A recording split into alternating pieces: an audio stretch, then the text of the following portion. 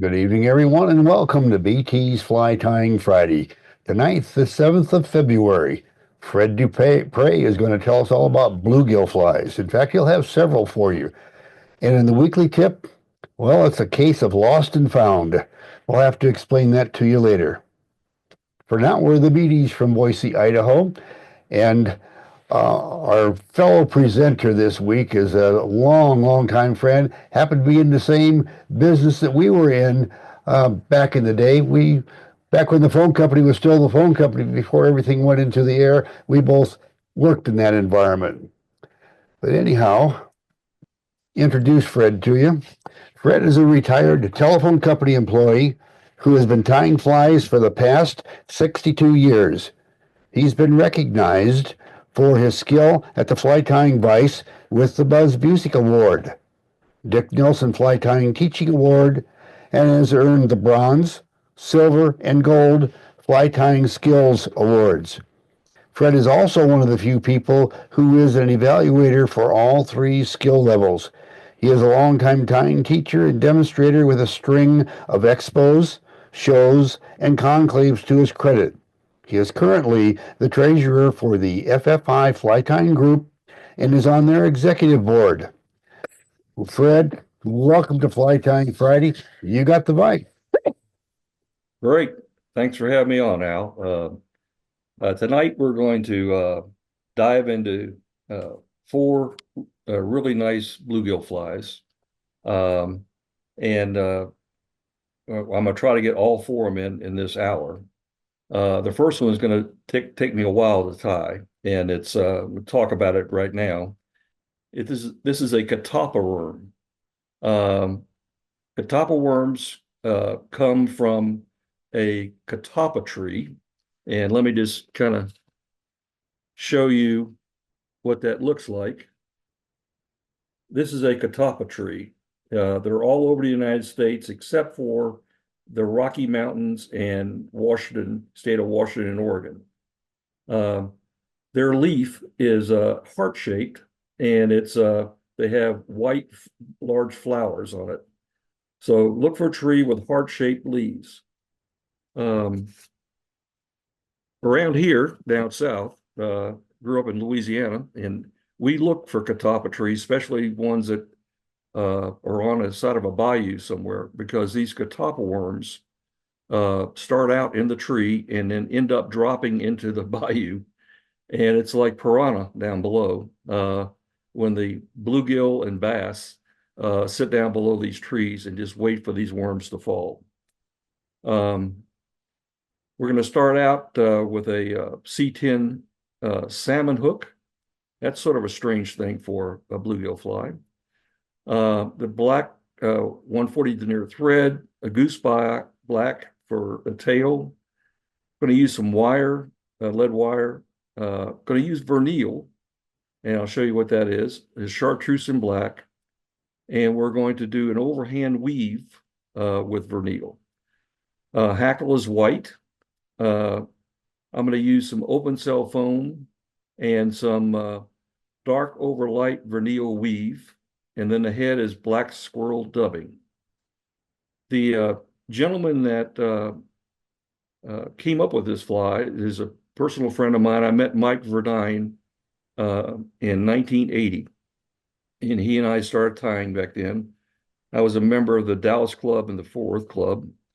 And then we joined the Roadkill Roundtable in the early stages of that group. Mike was probably one of the better tyers in that group. I learned a lot from Mike. Here's a picture of Mike, so you can remember him. Here he is at the vise. And if you look at that vise, that's a Dinah King aristocrat. Unfortunately, we lost Mike about 20 years ago to cancer. And Mike's wife told me that Mike wanted me to have his vise. So I'm going to be tying all these flies on Mike's vise tonight. It's a Dinah King aristocrat. Is the So let size of me switch over here. is the size of the hook? The size of the hook is a number 8, Jim. Okay. Now you can tie it in larger sizes. but you won't get size 8 is a good size for bluegill. Yeah. Larger sizes are good for bass. So let me get the webcam here. Here's the fly. And it's fairly complicated to tie. Let me see if I can rotate it around here for you.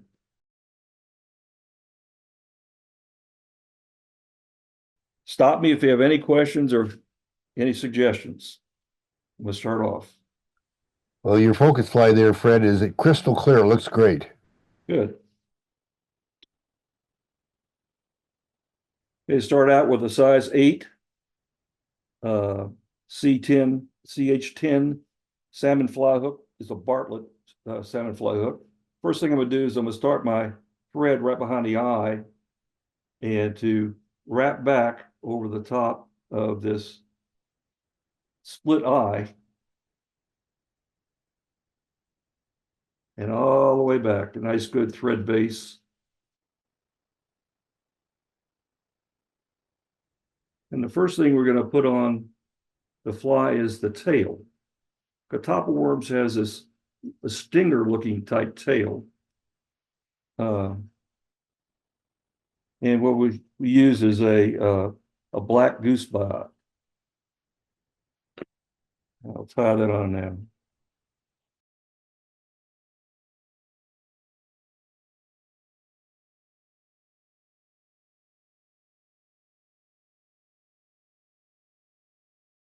And there's the goose bot. Okay. Okay, the next thing I'm gonna do is put some 0.035 lead wire, and I'm gonna put that on top and bottom. Maybe cut little pieces off here. And the reason you put it on top and you put it on the bottom is when you do an overhand weave, it tends to flatten the fly out horizontally. And the Catalpa worm itself is round. So by putting the lead wire on the top of the shank and below, it takes that flattening out and makes it round when you're doing your weave. So what I do is I take a piece of lead, and in order to prevent a ramp, I'm going to take a pliers and pinch it like that. Come up here and tie it down, and then start wrapping back. Get about right there, and then I'm going to estimate how long it should be, and I reach in there and cut it, and then again reach in there with my crimping pliers and flatten it out, push it down,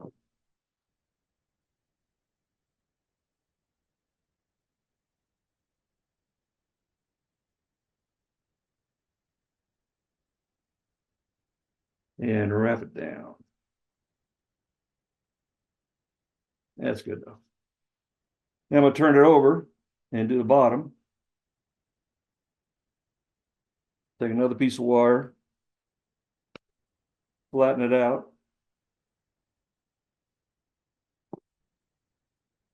Look to the front.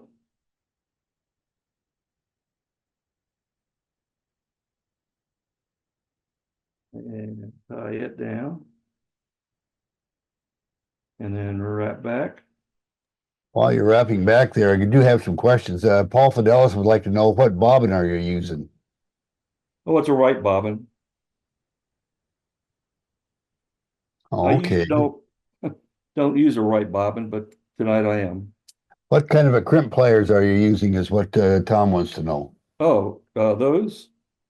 They are this right here. Yeah, I see them. They look like just I a don't see a regular name old on small them. pair of crimp pliers you get off of Amazon, huh? Well, these are fly shop variety. Oh, okay, well, whatever. But Yeah, they got a fine point there for you. correct. That's correct. And so I'm gonna cut it to length, and then again, I'm gonna crimp the back, flatten it out, push it down, and wrap down on it. Well, that sure rounds out that body real nice, doesn't it? Boy, I wish I'd been doing that when I was tying those George Anderson stoneflies Well, rather than the way I was doing it. Oh yeah, we were beating our head against the wall. That's a good technique, Fred. Anyway, what I'm gonna do in order to make sure that the lead is straight up and down, I'm gonna take a flat pair of pliers and just squeeze it like that. And if it's off center, it'll straighten out. Oh, okay. So we got the top and bottom lead wire and the buyout end. Next thing I'm gonna tie in is my vernal. This is vernal, and it's the stuff you make uh, San Juan worms out of, at least I do. And the first one you're going to tie on first is the chartreuse. And you're going to tie it on the side. And the reason you tied it first is because when you do your overhand weave, you want to have the chartreuse to end up on the sides and the bottom. And if you tie in the black first, it doesn't work that way. So black on the right and chartreuse on the left. Okay. Those are tied in. Next thing I'm going to tie in is a real long saddle hackle. And I'm guessing this is about a size 14 saddle hackle. You need a real long one because it takes uses up a lot of saddle hackle. So I tie that in on the side, make sure it's tied down really well so it doesn't go anywhere.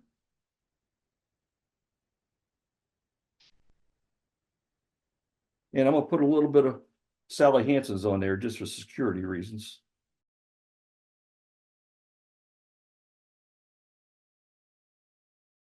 Okay. Next thing I'm going to use is an open cell foam. It's put out by Larvalace,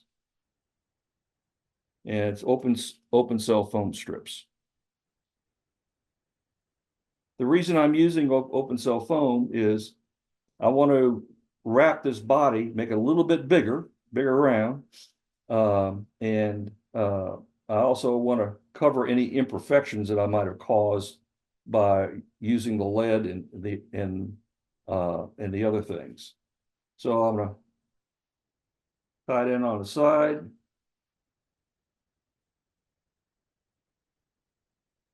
Wrap forward, and then very slowly, little overlapping.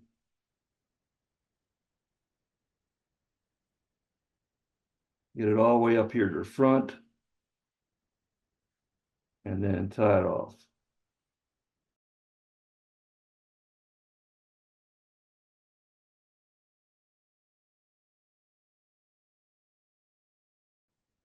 The next is I'm gonna have to reposition my camera so you can see this. Oh, let me tie off the fly because I have to do an overhand weave and the thread will get in the way. So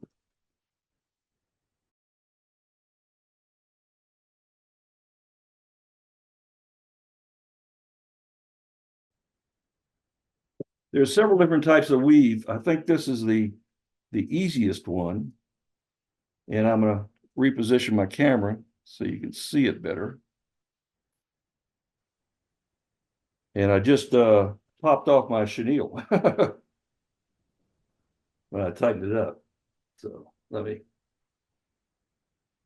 Let me tie my chenille back on.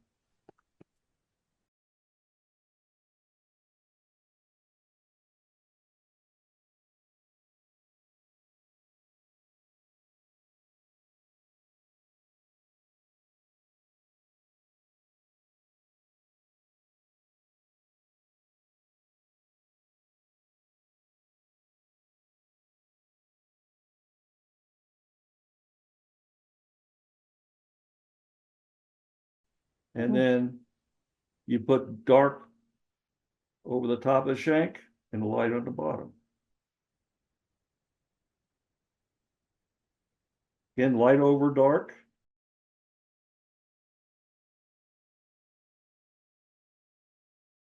And you straighten it up as you go down, light over dark. Put the dark on top, light on the bottom.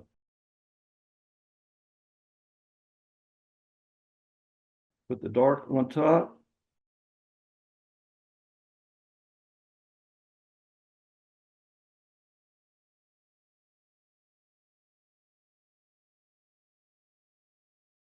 Okay. Light over dark.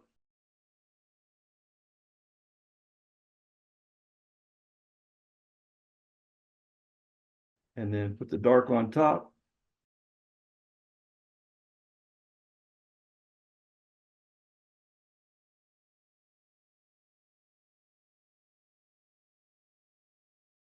And one more, light over dark.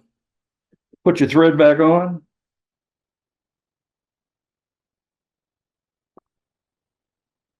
And then you're going to take each piece,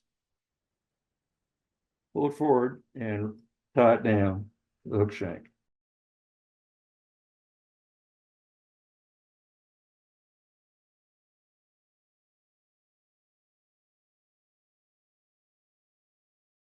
Okay. And by the way, save these little things because you can make San Juan worms. And also there's another fly that Mike Verdine came up with. It's a bluegill fly. We're not going to do it tonight, but it uses this type of freneel. So my next step is going to take this hackle, and I'm going to wind this hackle and try to put it in between those gaps. There you go. It goes in between those gaps, which protects the hackle.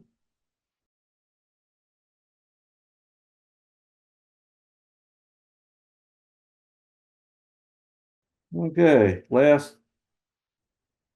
thing is putting on a head. I'm gonna come up a little bit on this. And I'm gonna use, it calls for squirrel dubbing, but I like awesome possum dubbing. So we're gonna do some awesome possum. So I'll do a dubbing loop.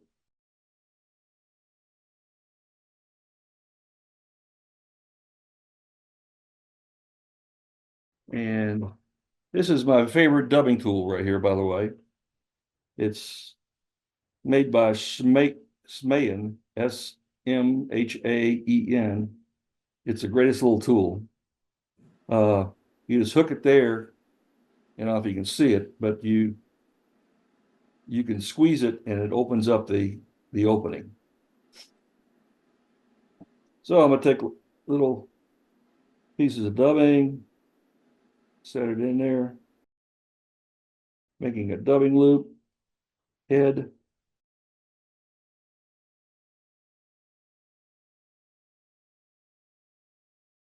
Spin it up. And that should be enough. And I'm going to take a pair of plunger style hackle pliers. Wrap a head. And I'm wrapping back, if you notice that. If you wrap forward on this, or from back to rear, it's going to crowd your hook eye. So I wrap back and keep wrapping back until I had a big enough head, and then I wrap forward.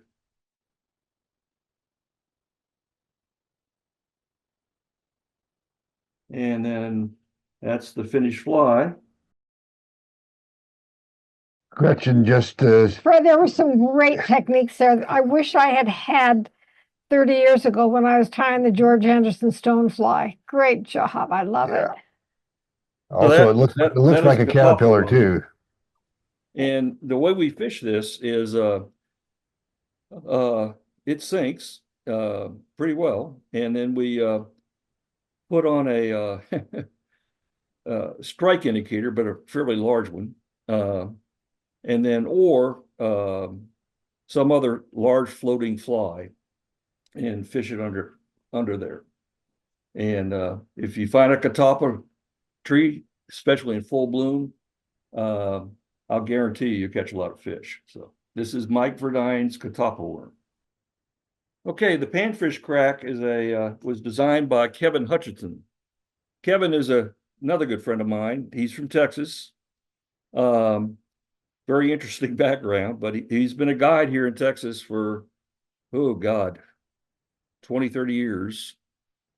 He just recently moved to Bull Shoals, Arkansas, which is the next town over from where I moved from to come here, and right on the White River. So the White River, in my opinion, is the finest trout river in the world. I mean, you can stand in one place and catch brook, rainbow, brown, and cutthroat to your heart's content. 60, 70, 80 fish a day easy, or a half day. White River is just awesome. So Kevin's moved up here. Here's one of his flies, and let me show you the fly. And this is what the fly looks like. Yeah. Okay, this thing uses a 3366 Mustad hook. I love this type of hook. It's great for bluegill and bass. Use a 70 denier yellow thread, round rubber legs, 2mm foam for the body, and round legs for the sides. Plus, I use some crystal chenille for the body. Okay. Get a hook and a vise here.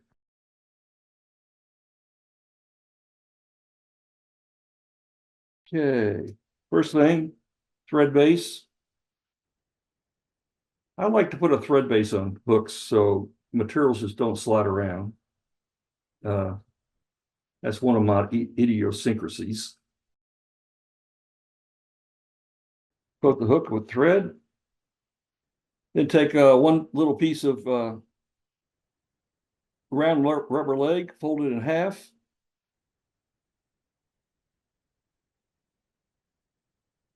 Tie it in the rear.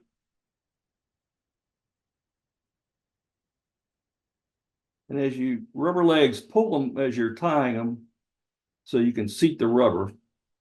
And there you go. You got rubber legs, the tail. The next thing we're going to do is put in a body. And so I'm going to take some 2mm foam and cut it to about the width of the hook gape. And then I'm going to take and put a point at one end, like that, and tie it in the rear.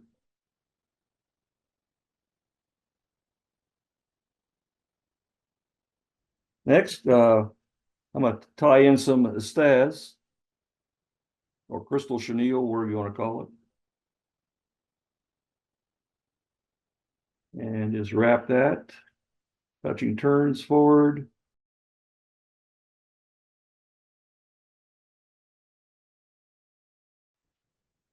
Next, I'm going to pull the body over. And right behind the eye, I'm going to tie it down. Make sure the eye's not covered. Then I'm going to cut it off in front. And then I'm going to, like that. And then I'm going to cut the edges off. The reason I cut the edges off, when you're it's inevitable that your fly line catches the little edges. And the last thing I want to do is put in some legs. So put some in the front.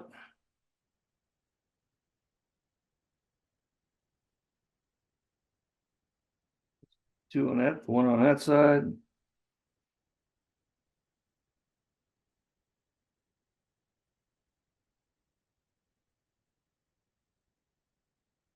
There we go. And when you put in legs, rubber legs, don't crank down on them until you get them all positioned. And then you can kind of crank down on them a little bit. Then I'm gonna push the head back.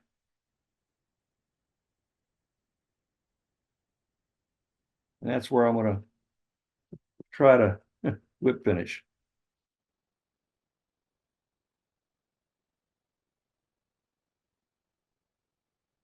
Okay, move the thread. In order to get the legs uniform, I just pull them together like that, just cut them and cut the back. Guaranteed to catch bluegills. So Fred, you got yellow there. Other colors or not? Oh yeah. Yellow, chartreuse, you know, if it ain't no use of it, it chartreuse, it's the old saying. Black, or probably the big colors, at least I fish. Believe it or not, I use black at night. I go bluegill fishing at night with these little poppers, and fish can really see the black. It's a good contrast. Be amazed how many fish will hit topwater at night. Next fly is the bluegill belly bean. It was designed by Paul Beal, B-E-E-L. I don't know Paul, but this fly we tied in my fly tying class. I teach fly tying every Monday night. I have a dozen students. We've been doing it for 7 years. When I moved here 8 years ago, I started it. And we tie 2 flies every class. And all my students are seniors. I think the youngest guy in the group is 70. And I have some 85-year-olds. And all of them came to me and never tied a fly before. And we have a wonderful time. So this is one of the flies that we tie and fish down here. So it's I use a jig hook size 8, thread, light olive, 70 denier. I use an extra small dumbbell eye, some flash for the tail, some silly legs for legs, and the body is made up of 2 things, olive estaz and Frankendub olive. So let me get started. I'll show you what the fly looks like.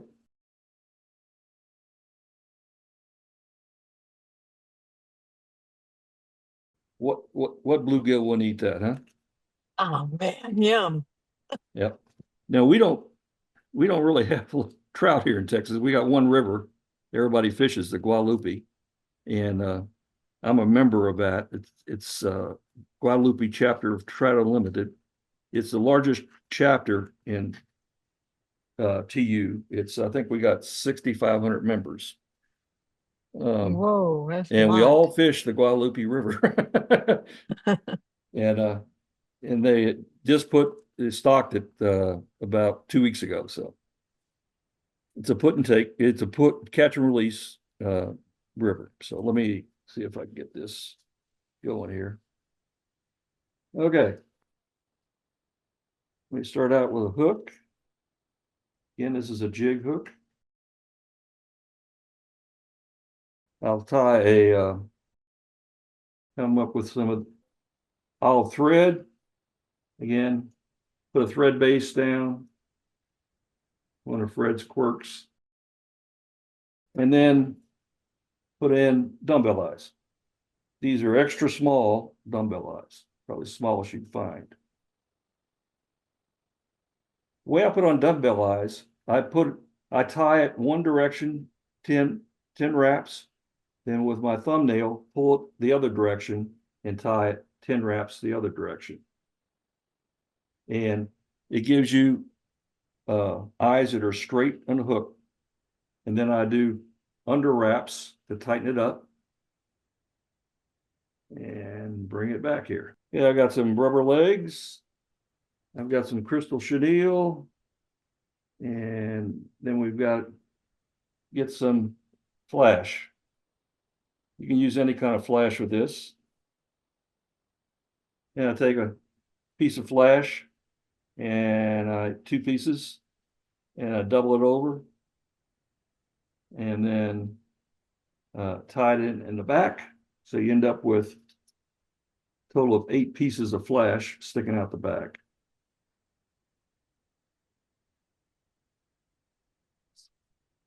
And cut it to length, about right there. And then I'm gonna tie in one rubber leg in the back. I don't know why he only uses one rubber leg. Most flies use 2, but that's his design, so we'll follow it. And let it hang a little bit longer than this flash. Then next we're going to put in crystal flash, known as Istaz and olive. And we're going to cover the body with about halfway up.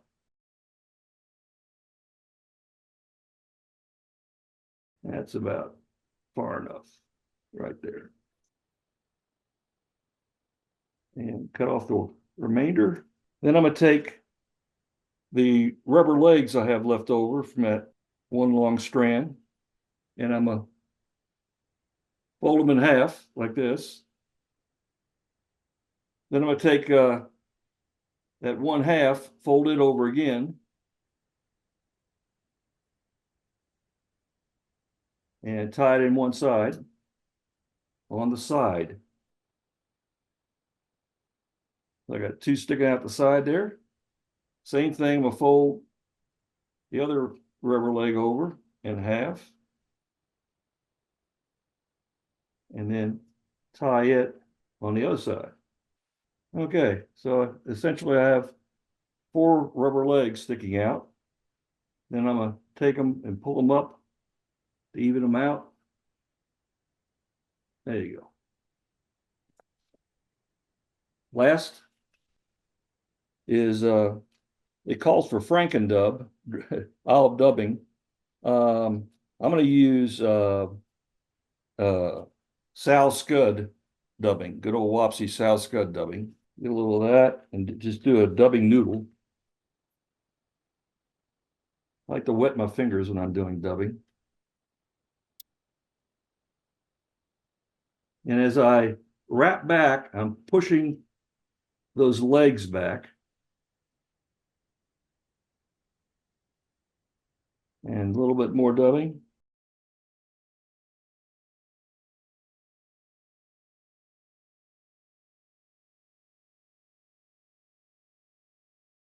Then I'm going to go over the top of those dumbbell eyes, down the bottom, over the top, and then wrap the front. And then start the back and wrap forward.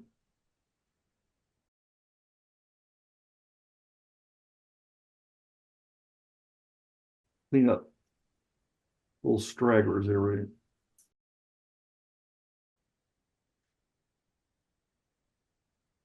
The Wilsons in Bolivar, Missouri, her name's Roxanne. She's a better tyer than he is. They've written many bluegill books. This is one of their flies. And it's called a bully spider. So very few materials. I'm using 015 lead wire, ultra chenille olive, and small round rubber legs. This fly, I'm using a 3906 mustad hook, size 12. I'm gonna put a thread base down on the hook shank. This is another killer bluegill fly. Okay, I'm gonna wrap wire around the base, and you have to have lead wire on this fly to have it sink. So I'm gonna first tie it on. And you're only going to have this wire in the rear of the fly. And you're going to wrap it touching turns. And then you're going to, after touching turns, you're going to come back over it, wrap it some more, put quite a bit of lead on it. You want the thing to sink really well. Because the big secret is that, you know, when you're fishing for bluegill, you catch all the little ones on top. The big ones are down deep. Next thing you're gonna do is take some ultra chenille and olive and tie it in. I'm gonna start in the front.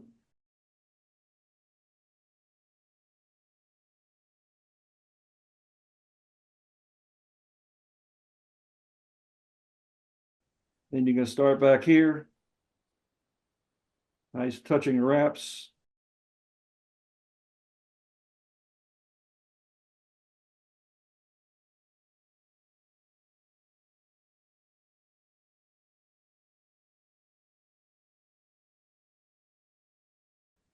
Tie it down. The last thing is to take some rubber legs. Okay, I'm going to tie them at the midpoint on one side. And then pull these over and tie them on the other side. And lift them up. And make a little head. And then again, pull them up and let me tie it off here.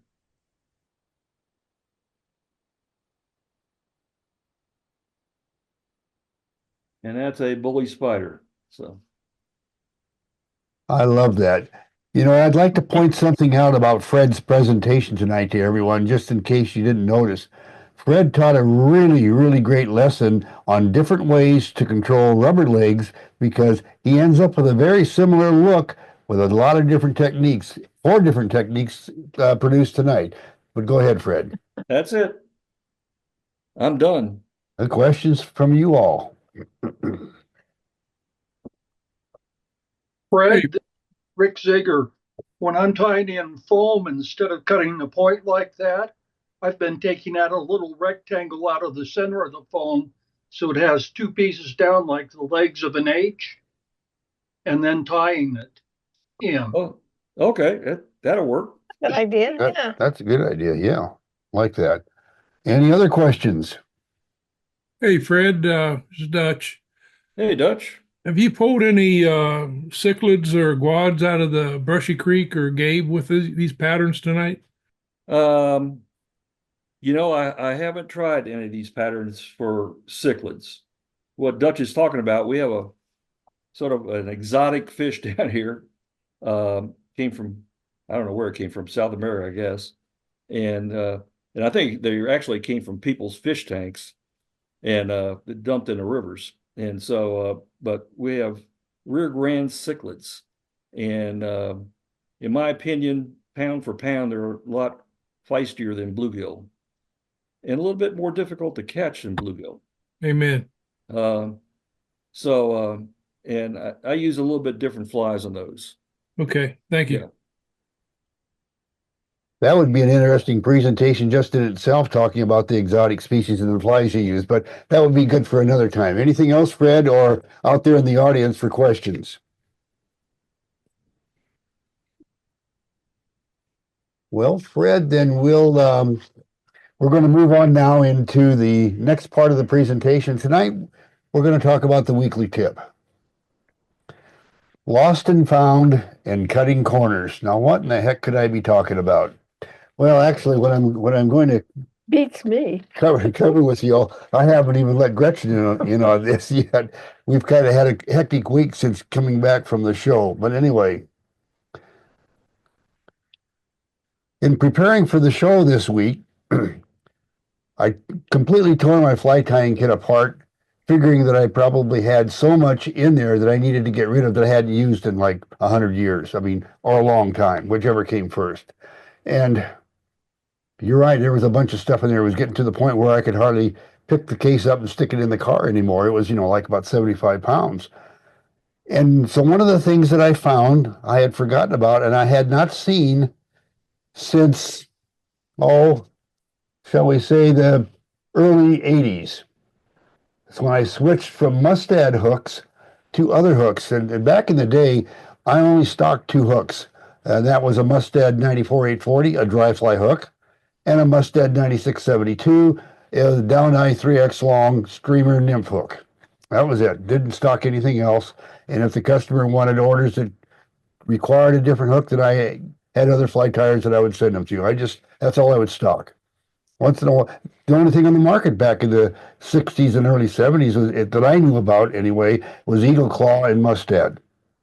And so the things inside of here is something that I made back in the early 80s, and it's been hiding in my fly tying kit ever since. And in fact, the kit I got now is a new one from back when, and somehow this got transferred and it was lost. Bottom line, what's in here was lost.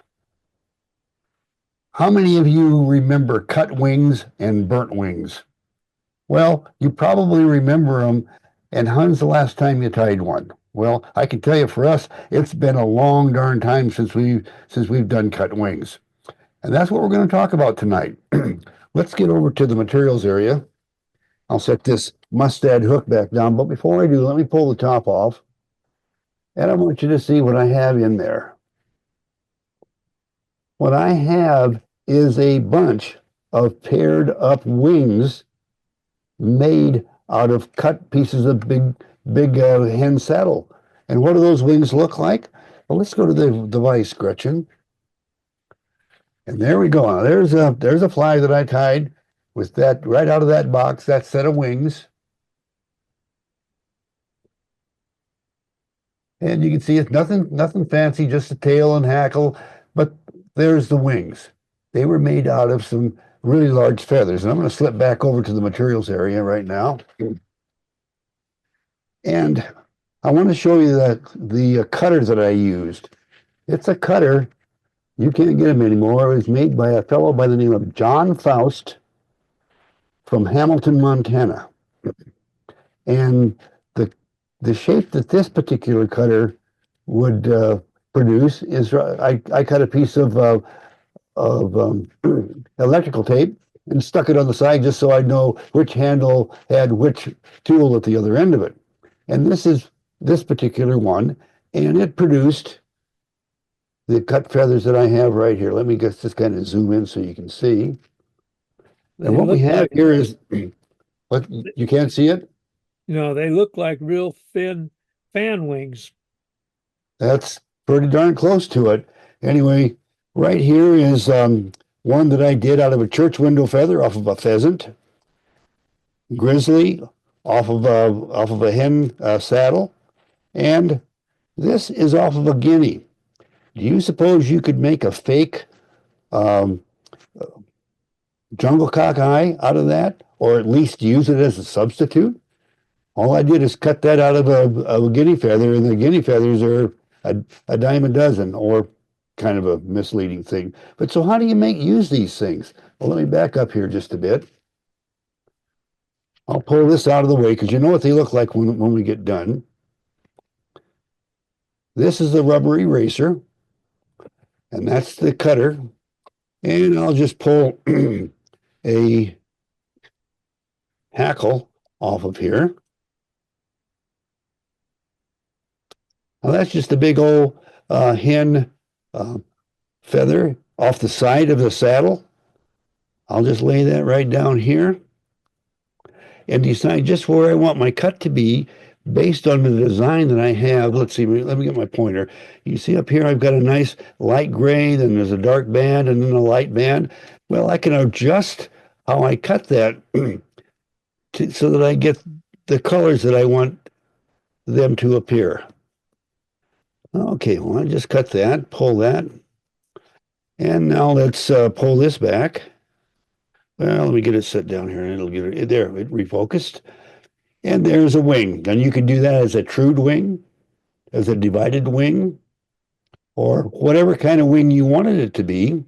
And here is a set that I got from John Faust. And we have in here mayfly wings and caddis wings and stonefly and all that kind of stuff. We can't see it. Oh, I'm sorry. But anyway, and it's just the kit I put together. Well, John no longer is alive or even makes the tools anymore. If he's not alive, we probably can't make them. That's very true, Gretchen. That is so true that I probably should just stop right there. Huh? Anyway, so I got to looking for, I haven't heard about many cut wings or burnt wings being produced. Haven't seen anything in a long time on YouTube, for example. I said, darn, what would I do? So I went and did a search, and I finally, after several searches and rewording my Google search, I ended up at the only place I could find in the U.S. that manufactures the wing burners the wing cutters, and they are called River Road Creations in Stephenville, Montana, which is just a few miles south of Hamilton. And as it turns out, the fellow took over. It's a complicated story, but he took over John Faust's business. So there it is in the same part of the country, made in the USA, and it's the only place. Now they have a catalog and a book. And what I'm going to do is put up some links for you. While you're doing that, I think it's kind of interesting. People might like to know the other thing of fame that John Faust had, when that was the fish. Absolutely. You tell them the story. It was about the river runs through it and stuff. Yeah. The fish, so the river runs through it, was what they call him. They had a name for him. Anyway, he was a fake fish that John produced, and they had it on a track so that they could manipulate it and would come and jump out of the water. And that was John Faust made that fish, and the river runs through it. Yeah, he was the fish wrangler, and it wasn't even a real fish, and it was ingenious to see how this thing worked. And he talked about the days that they spent just getting about 5 seconds worth of video in the movie, or not video in the movie, film in the movie. The river runs through it, just getting the picture of that fish coming up to rise at the fly. It was, but anyway, that's a whole story. He used to guide out of a shop there in Montana after the river runs through it. And sometimes they get a special client in town, and they'd go out and put the fish on the track in the river, and you couldn't see it. Well, then they would control the fish in their unique way of controlling it and take the client out to go fishing. Of course, they could keep a client busy casting to this rising fish forever. Oh my God. Never get anything hooked. But that's an aside story. But it's a backstory of when the river runs through it back in the 80s or whenever it came out. That's a great story, Al. That's really a great story. Anyway, if you go into the chat, let me put it there, enter. Okay, if you go into the chat, I put several links up, and the first one is a link for the river creations, and then there'll be several others, and we'll talk about them in a little bit. But that's how to get a hold of them, and they're sending me a copy of the book, and we may have a chance to talk about it. In fact, next week, what we're going to do is, I think we're going to do more of this lost and found. I mean, I literally haven't done a cut fly, wing fly of any type forever, and burnt wings even longer. Well, we're going to probably cut and burn a few wings, and we might even throw a little bit of a wedding deal in. You'll have to talk about that when we get to next week. But anyway, that probably will be the program next week, because we had a late cancellation, and Gretchen and I needed to come up with something. And you can see by digging back to the 1980s, we were really desperate to come up with a subject. Joke. Anyway, if you didn't get it, that's fine. But anyway, any questions on that before we wait until next week on how it's all done? Yeah, Al, what couldn't you use foam cutters to do the same thing? The foam cut. Oh, yeah, they also make foam cutters. Yes, absolutely. Yeah. They make this River Run Creations makes 75 different cutters, from a stonefly and caddis wings to the various hopper wings or bodies, all the things you see on this fly fish food that comes out every week in your email. They have these things come out. Well, they provide all of those cutters, or make them. They're the manufacturer. The only place I could find in the U.S. So anyhow, Al, a mile and a half away from my brother-in-law's house. Al, wonderful to know. Well, Al? anyway, yes. try that cutter on a starling with a dot to see if, and then with a little orange felt tip, you ought to be able to make like a jungle cock.